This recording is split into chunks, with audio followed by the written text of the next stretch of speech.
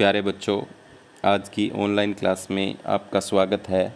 आज हम करेंगे कक्षा 7 विज्ञान विषय में अध्याय 1 पादपों में पोषण के कुछ 4 उत्तर वाले प्रश्न, यानी एक प्रश्न जो होगा उसके 4 उत्तर आपके सामने होंगे, उसमें से आपको सही उत्तर छांटना है।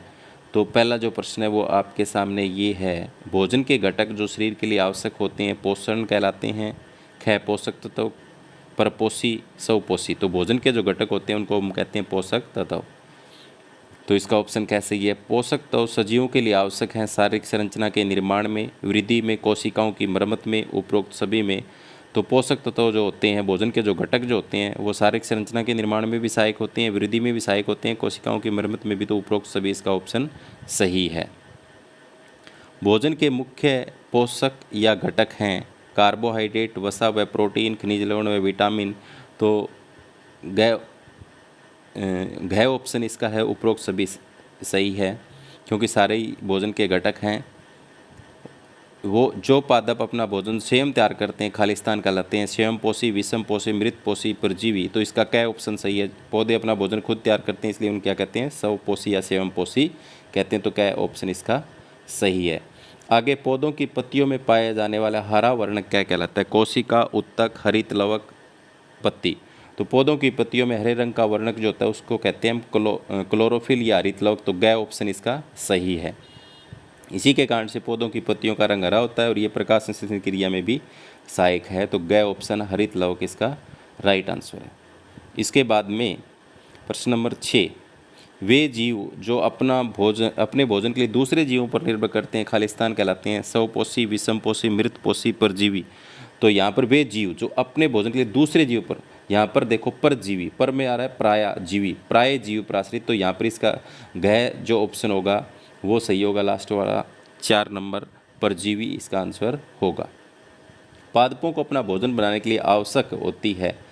तो पौधों को अपना भोजन बनाने के लिए सूर्य का प्रकाश भी चाहिए, कार्बन डाइऑक्साइड भी चाहिए, जल व हरित लवक भी चाहिए। तो उपरोक्त सभी इसमें आएगा। आगे है, पौधे प्रकाश संश्लेषण में कौन सी गैस छोड़ते हैं। तो पौधे प्रकाश oxygen, nitrogen, carbon dioxide, hydrogen. पौधे प्रकाश संश्लेषण क्रिया में आपको पता ही है कार्बन डाइऑक्साइड गैस लेते हैं और भोजन तैयार करते हैं, और ऑक्सीजन गैस बनती है वो छोड़ते हैं। लेकिन पौधे जब सांस लेते हैं तो कौन सी गैस छोड़ते हैं, सांस लेने का जब जिक्र आए, श्वसन का जब जिक्र आए तो वो क्या करेंगे, कार्बन डाइऑक्साइड छोड़ेंगे, ऑक्सीजन लेंगे। लेकिन यहाँ पर किसकी बात हो रही है, प्रकाश संश्लेषण की। तो यहाँ पर क्या है, कार्बन डाइऑक्साइड लेते हैं, ऑक्सीजन छोड़ते हैं। ध्यान में रखना है, यहाँ पर देखना है प्रकाश संश्लेषण है या श्वसन है। अगर सांस लेने की बात होगी तो वो ऑक्सीजन लेंगे, कार्बन डाइऑक्साइड छोड़ेंगे।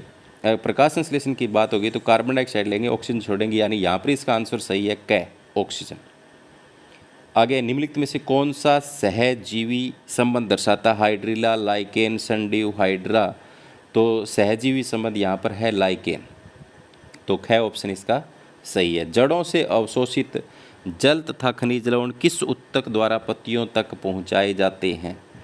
जड़ों से अवशोषित जल तथा खनिज लवण किस उत्तक द्वारा पत्तियों तक पहुँचाए जाते हैं। तो जड़ों से अवशोषित जाइलम और फ्लोएम दो होते हैं, पौधे की जड़ों से जाते हैं। तो ऊपर की तरफ जाइलम लेके जाते हैं, यानी जल और खनिज लवणों को तो लेके जाते हैं जाइलम, और जो भोजन जो बन जाता है उसको फ्लोएम सभी भागों में पहुंचाता है। तो यहाँ पर पूछा है जल और खनिज लवणों का, तो जाइलम आएगा इसका, जाइलम। यहाँ पर गलत टाइप हो रहा है, क इसका सही है, जाइलम। यहाँ पर लिखा हुआ ख है लेकिन उत्तर क है, जाइलम। तो क ऑप्शन इसका सही है। प्रश्न नंबर 11, पत्तियों द्वारा संश्लेषित भोजन पौधे के अन्य भागों तक किस उत्तक द्वारा पहुंचता है। तो अभी मैंने बताया था पहले वाले में ही, भोजन जो पहुंचेगा वो फ्लोएम से और जल और खनिज लवण पहुंचेगा वो जाइलम से। तो यहाँ इसका ख ऑप्शन सही है। तो फ्लोएम उत्तक आ रहा है ना, फ्लोएम उत्तक। इसके बाद में प्रश्न नंबर 12, निम्नलिखित में से कीटभक्षी पादप का नाम क्या है। अमरबेल क्या है, परजीवी है, दूसरे पौधे पर रहता है, उससे अपना भोजन प्राप्त करते हुए। गुड़ल जो है वो स्वपोषी है, गेंदा वो स्वपोषी है। गठपर्णी जो है उसकी जो पत्तियां हैं वो घड़े के आकार की होती है, ऊपर एक ढक्कन होता है, जब कोई कीट उसमें जाता है तो ऊपर से ढक्कन बंद कर लेती है, उसको पचा जाती है। तो गठपर्णी यहाँ पर कीटभक्षी पादप है। पादप के पत्तों में स्थित सूक्ष्म छिद्र को क्या कहते हैं, केशिकाएं, रंध्र, लवक, उपरोक्त सभी। तो उसको हम रंध्र कहते हैं, रंध्र या स्टोमेटा कहते हैं। तो ख ऑप्शन इसका सही है।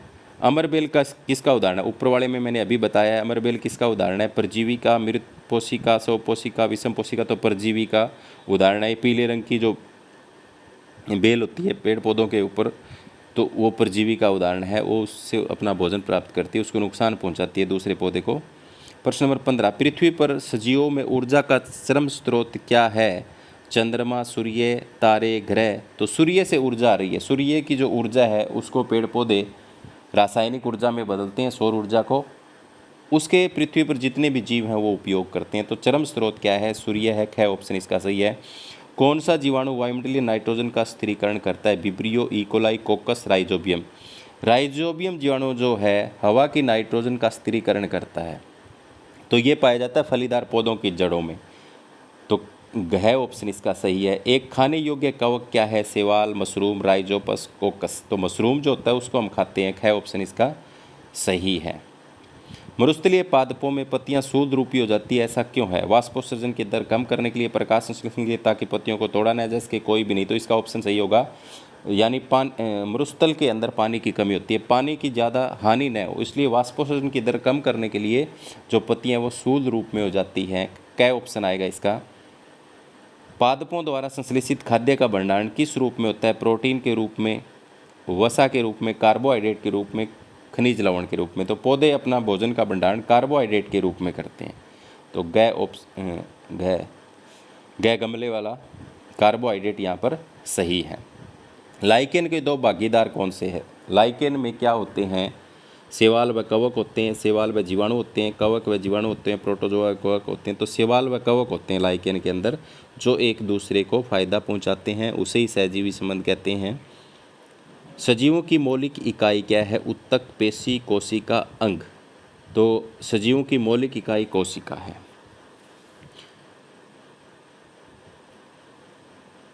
आगे है।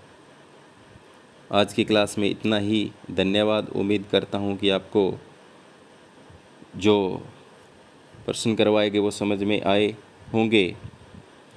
जो बच्चे नए हैं वो चैनल को सब्सक्राइब करना न भूलें और अपने साथियों को भेजें।